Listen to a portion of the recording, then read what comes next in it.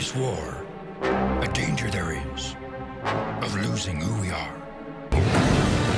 The Separatist fleet commanded by General Grievous is headed your way. Subtlety has never been one of your strong points. All part of the plan, Master. Your friends won't help you!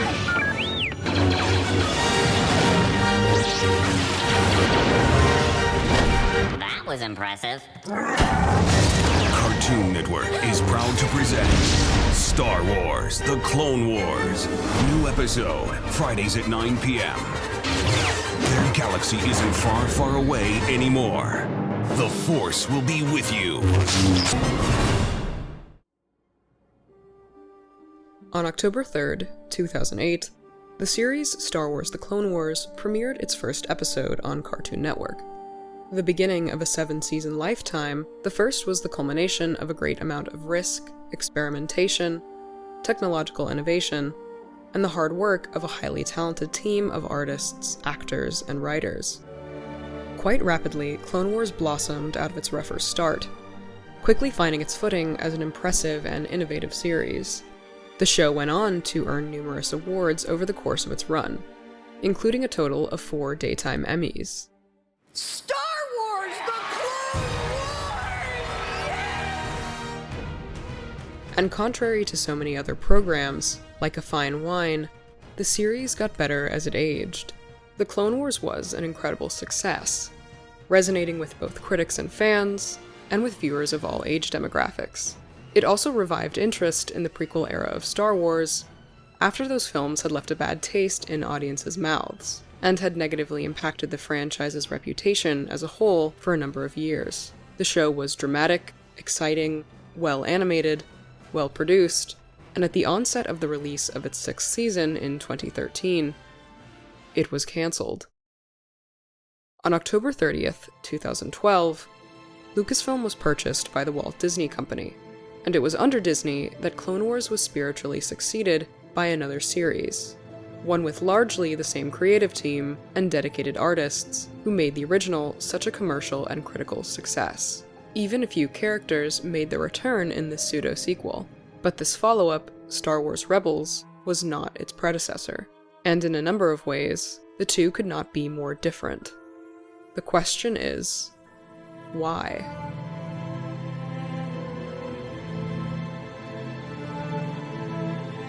This story begins in the early 2000s, or rather, it has its first start in 1977. You fought in the Clone Wars? Yes. I was once a Jedi Knight, the same as your father. I guess you guys aren't ready for that yet. But your kids are gonna love it. In the very first Star Wars film, Obi-Wan tells Luke that he fought with his father in the Clone Wars, a concept George had not yet entirely fleshed out. The expanded universe novels attempted this to a degree in the 1990s, but we wouldn't properly get an understanding of what this conflict was until 2001, with the second prequel film, Attack of the Clones. Begun. The Clone War has. This is the conflict that turned the Galactic Republic into the Empire. A separatist movement consumes the galaxy, in part spurred and exacerbated by the underhanded manipulations of the Sith, one of which is secretly the head of the Republic's government. Rising tensions build into full-scale war, the Separatists utilizing mass-produced battle droids for their army, while the Republic and Jedi draw into service a manufactured clone army, the origins of which, and the identity of who commissioned these soldiers, making for an ongoing mystery in the background. Spoilers. Palpatine's behind it all. He and his Sith apprentice, Dooku, the public face and leader of the separatist movement, orchestrate the war by secretly manipulating both sides, a maneuver to continually grant Palpatine more and more emergency powers as a matter of maintaining stability and protection during wartime. Meanwhile, our heroes, Obi-Wan Kenobi, Anakin Skywalker, his new apprentice, Ahsoka Tano, as well as a number of other Jedi, clones, and returning characters from the films, navigate a galaxy at war, going on adventures that tie directly into the military conflict, and others that lead somewhere off the beaten path. Not every episode focuses on our main leads either, a number centering on supporting characters and smaller-scale stories. There is a 4-episode arc dedicated exclusively to a team of droids and their mission to infiltrate a secret separatist plot. This is actually George's favorite arc. Well, my favorite. I'm frightened. It's the one with the droids. Oh, when they're out in the middle of nowhere. Yeah. Oh my God, really? No one gets left behind, and we're not leaving until I say so. Prepare for liftoff. That one's up there because who in the world would make that? And George was heavily involved with this production. Star Wars The Clone Wars itself is a spiritual successor to another show, 2003's Star Wars Clone Wars. George met with animator Genndy Tartakovsky, famous for creating Samurai Jack, Dexter's Lab, and Primal, among other series, and for his direction of the first 3 Hotel Transylvania films, after Hasbro approached him with the bid to develop media to boost Star Wars toy sales. George explained he wanted to explore the Clone Wars during the 3-year time skip between episodes 2 and 3. And after Lucasfilm and Cartoon Network approved Tartakovsky's pitch for a Band of Brothers-esque series, the show was greenlit. Tartakovsky's team produced 23-minute episodes, with 5 12 to 15-minute episodes following after the first 2 seasons' success. Working under such tight time constraints, these shorts are fast-paced, striking, and make the absolute most of their limited screen time. With little room for dialogue, the action takes center stage. Incredible hand-drawn animation bringing the world to life. Under Tartakovsky's direction, the series garnered an Emmy for Outstanding Animated Program in 2004, and then won the same award for its final season the next year in 2005. The same pattern followed with the 32nd and 33rd Annie Awards, the show winning Best Animated Television Production for 2 consecutive years. This series is still looked back on quite fondly today, but its self-imposed limitations and fast production cycle prevented it from being able to tell longer-form stories like traditional programming. The show is outstanding, but that capacity for more serialized storytelling just wasn't in its DNA. But in the same year Star Wars Clone Wars aired its final season, George made an announcement at Star Wars Celebration. As you know, we started our little pilot TV series, which was Clone Wars, and we are now going to move that into a 3D animation half-hour version. It will be a regular series. Then head of fan relations for Lucasfilm, Steve Sansweet, stated later at Comic-Con that same year, 3 months after George's announcement, that the show was already in pre-production. He described the look of the production as a melding of anime and unique 3D styling. He also identified some of the key members of the production team. Catherine Winder as executive producer, Carrie Silver would take on this role after the first season, Henry Gilroy as head writer, and a name that's sure to be familiar, Dave Filoni as supervising director. Chris Koopsch, a visual effects producer known for his work on Titanic, The Mask, and the Matrix sequels, headed Lucasfilm Animation's Singapore location, where a large portion of the animation was produced. It was during Revenge of the Sith's production in 2004 that George started making plans for Clone Wars, and began laying the foundation for Lucasfilm's new animation division, wanting to create the series in-house. Then Vice President of Industrial Light and Magic, Gail Curry, was tasked with kickstarting it, and she began by looking for an executive producer. Curry stated that George said, "We needed somebody with a television background who also had experience doing longer-form projects, because we weren't doing something small." Catherine Winder was working as an independent consultant in LA at the time, and it was her name that came to Curry's mind. "The sense of the scope, the level of quality, and the expectations were huge," said Winder. She had to figure out the logistics of setting up studios for production, and because the division was new, Winder realized they needed an overseas facility to ease the production burden. She and asset supervisor Justin Leach contacted the Taipei-based studio CGCG during their search, a studio that had been in business for nearly 2 decades. Their demo reel was exactly what Winder was looking for, and she noted that they were the most organized studio she had ever come across. Rob Coleman, the animation director for the prequel trilogy, undertook the job of establishing Lucasfilm's Singaporean studio, pulling talent from around the world. Once the teams were recruited and the overseas production facilities organized, Winder assembled the creative team at Skywalker Ranch. Like its predecessor, The Clone Wars would also air on Cartoon Network. The network's president, Stuart Snyder, was interested in the project as soon as he assumed his position in 2007. "Star Wars was on my radar within 30 days of being on the job. I wanted that show, and I wanted Lucasfilm to passionately believe that I wanted it. We do not know how much Cartoon Network paid for Clone Wars. That information was never disclosed, but given that in 2008, George directly stated that each episode's production cost somewhere around $1 million, and based on Star Wars brand recognition and draw alone, we can safely wager that the licensing fee was probably around 70 to 90% of the series' budget. So if Season 1 consisted of 22 episodes, with each costing $1 to $2 million, I am never gonna financially recover from this. George actually financed the production out of his own pocket, so creative control remained in the hands of Lucasfilm. The show was produced across 3 of the company's studios, with Skywalker Ranch being where each episode was conceived and planned by the writing team, and then where production was finalized and post-production completed. We get the animation from overseas. I'll look at all the animation on the show across all 3 studios that we have.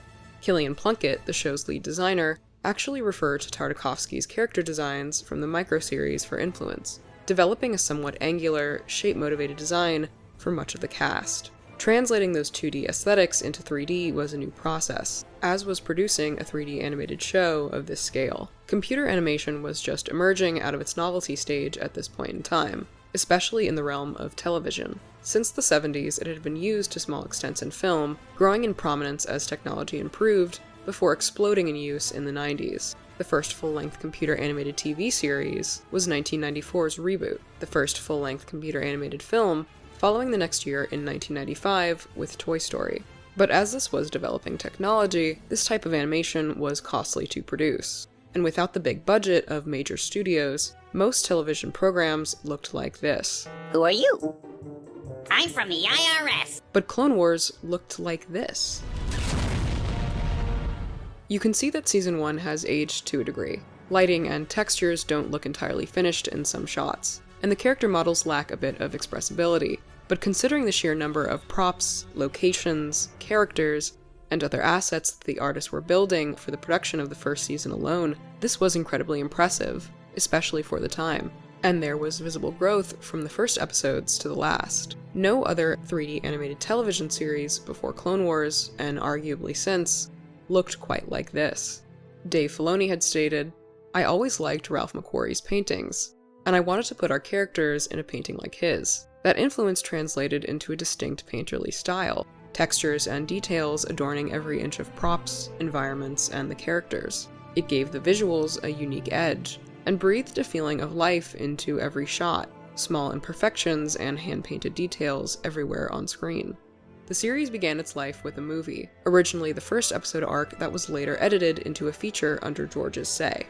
And I said, this is fantastic. This is too good to be a TV show. This should be a feature film. It was not received with much positivity, audiences criticizing the unfinished-looking animation, clunky story, and flat characters. This is arguably the series' lowest point. The animation and writing are both comparatively at the lower end of quality looking at the rest of the show, and the film having been cobbled together from 4 separate episodes contributes to a fundamental pacing and narrative problem. The series premiered 2 months later, to some of the same reception, but also to even more that was positive. There was ambition in this production, and that shone through in the very best of what the season had to offer. Episodes varied with several different kinds of narratives, following lesser-known characters in one-off stories, and exploring both the devastating physical impact of large-scale warfare and the quieter emotional tragedy that comes with it.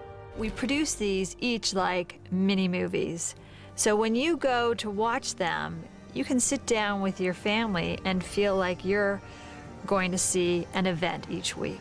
The very first episode follows Yoda and a small squad of clones facing off against enemy droids, a simple premise with some deeper interest in character and the show's greater themes. Your helmets. Remove them. Your faces I wish to see. There's not much to look at here, sir. We all share the same face. Yoda imparts to these men that while they may be identical physically, they are regardless individuals, each equally important to him as both their general and, as Yoda is to almost every character, their teacher. Grease. Always focused on the enemy, are you? For inspiration, look to yourself and those beside you. Check. Concerned about weapons you are. Weapons do not win battles. Your mind, powerful it is. Outthink the droids. You can. Episodic director Brian Callen O'Connell stated that it may seem like a Yoda episode, but it's really about Yoda's acknowledgement of the clones' personalities. Sire, rush not into fights. Long is the war. Only by surviving it will you prevail. This is not only an example of the writer's understanding of the world and characters, but a powerful thematic note to begin the series on, one that is appropriately tragic considering the ending. Not every episode was on the same level of quality, but Season 1 proved that the Clone Wars had potential, and that was further cemented with the release of the next 2 seasons. Season 2 brought with it significantly improved visuals, more characters, and even more dynamic stories. Season 3 followed with more of the same, expanding the universe and the depth of the characters with some fantastic writing to push both internal and external conflict. Though the show was still structured as an anthology, not every episode necessarily in chronological order, it started to take a turn towards pushing time more linearly. Ahsoka began to mature, just as the war began to grow deadlier and our hero's circumstances even more grim. In Season 2's finale to the arc of episodes centering on the Republic's military campaign on Geonosis, Ahsoka is trapped on a ship with a parasitic enemy, Geonosian brainworms. They've taken over the minds of every clone aboard, and have just corrupted her fellow Padawan, Barriss. Anakin is awaiting their arrival at a medical station rendezvous point when Ahsoka contacts him, telling him under no circumstance to access the ship, and to allow the worms to die along with potentially herself and the entire crew. Ahsoka has grown from more than just a plucky apprentice into a capable warrior with a keen sense of judgment and concept of the greater good. I could be the leader. What makes you so tough? I have experience as a leader, a negotiator, a general, and a cop.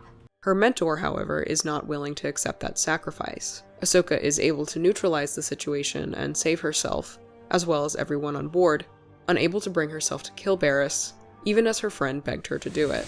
Kill me, please. Anakin assuages Ahsoka's fears and questions about what the right thing to do really was, validating his prioritization of her over her demands to keep the ship quarantined. Letting go of our attachments is a difficult struggle for all of us. You followed your instincts. I'm sure she would agree that you made the right choice. This episode mirrors Season 1's Blue Shadow virus arc, in which Ahsoka, Padme, and numerous clones are trapped in a bunker infected with a deadly and highly contagious virus, the emotional stakes clouding Anakin's judgment. Slow down, Anakin. Slow down. Slow down? You saw them, Master. They're dying. Earlier in the season, he prioritizes her life over the lives of countless Force-sensitive children listed in a holocron a bounty hunter forces Anakin to give him access to. No, Master!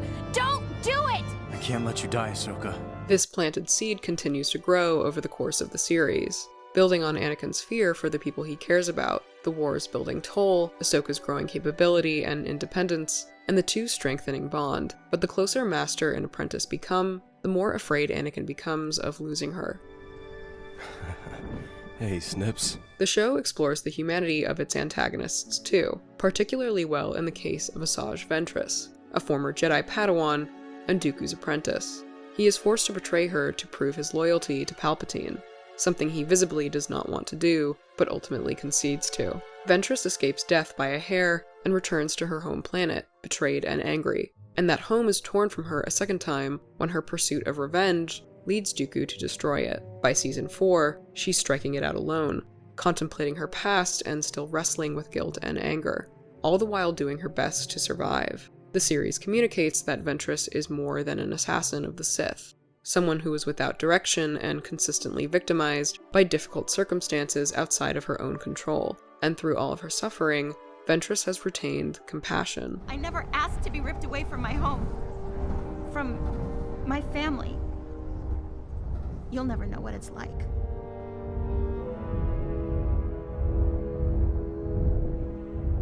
She is able to empathize with others through her own experience with hardship, through turmoil that has persisted throughout her entire life. And it's in acting in the service of others, in something greater than herself, that she is able to start to move past her grief. Once I was just like you, but I'm not that person anymore. Now, I have a future.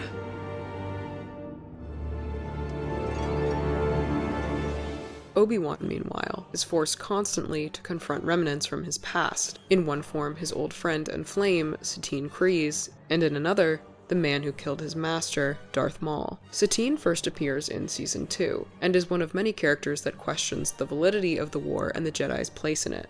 I remember a time when Jedi were not generals, but peacekeepers. We fight for peace. What an amusing contradiction. Obi-Wan has to consider how his own teachings come into conflict with his duty as a general, and how just it is to use violence in the name of peace, especially considering that Obi-Wan inhabits the position of a peacekeeper.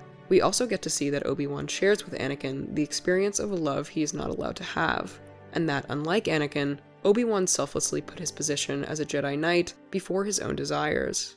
We see his pain, his regret, and how he remains steadfast even through that turmoil. It's the return of Maul that truly tests him, as the former Sith apprentice goes on a rampage in his pursuit of revenge, slaughtering innocents en masse in a bid to draw the Jedi out. These two conflicts come to a head in the series' final season on television, Maul having used his alliance with the Mandalorian terrorist group Death Watch to depose Satine and kill her.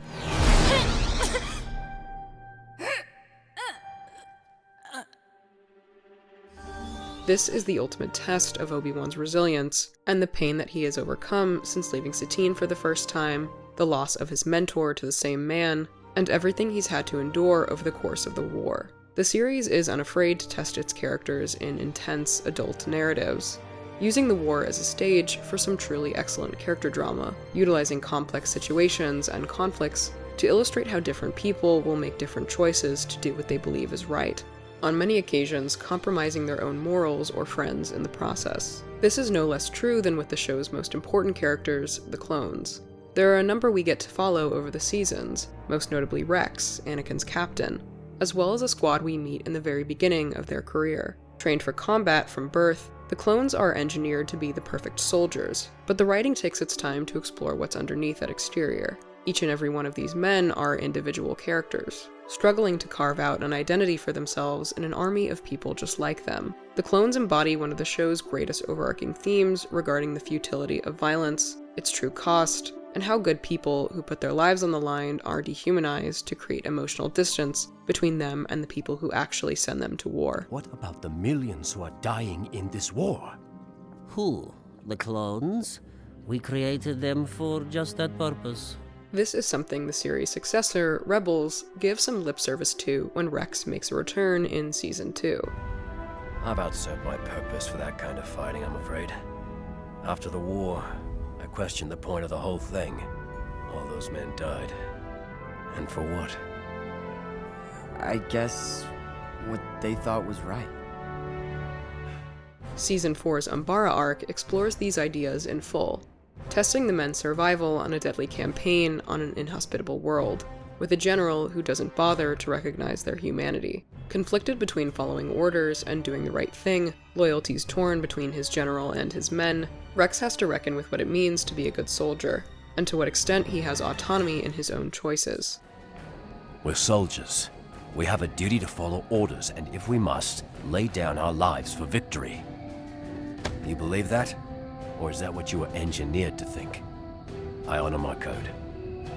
That's what I believe. The arc story reaches a critical point when the acting general, Pong Krell, deceitfully informs the battalion that the enemy has disguised themselves as Republic troops. But horrifically, Rex learns this too late.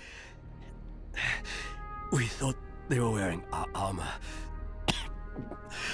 But it was you.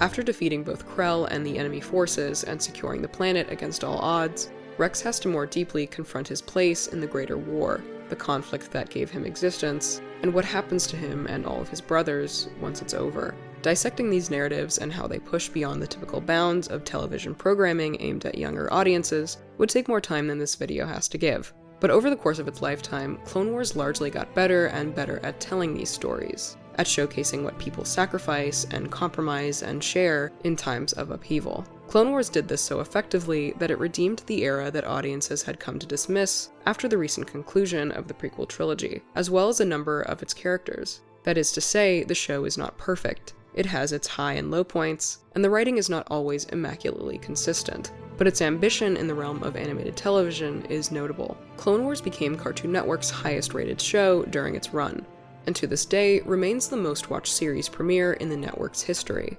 It spent 5 years on Netflix from 2014 to 2019, 6 seasons and a movie, all available to watch on the US's top streaming service. broadening the audience to an even wider degree and giving the show a second renaissance. And this doubtlessly contributed to a phenomenon that only occurs once in a blue moon. 7 years after it ended, the show was revived for one last season, to immense excitement and acclaim. Its audience had grown in size and passion. The series had far surpassed its target demographic of boys aged 6 to 12. And not just the men, but the women. And the children, too.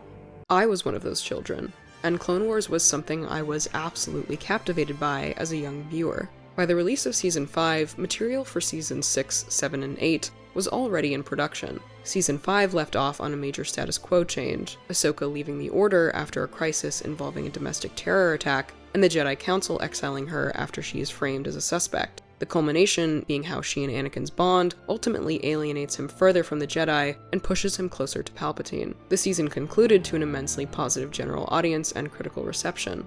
Viewers were waiting to see which steps the series took next, only to find it wouldn't take any.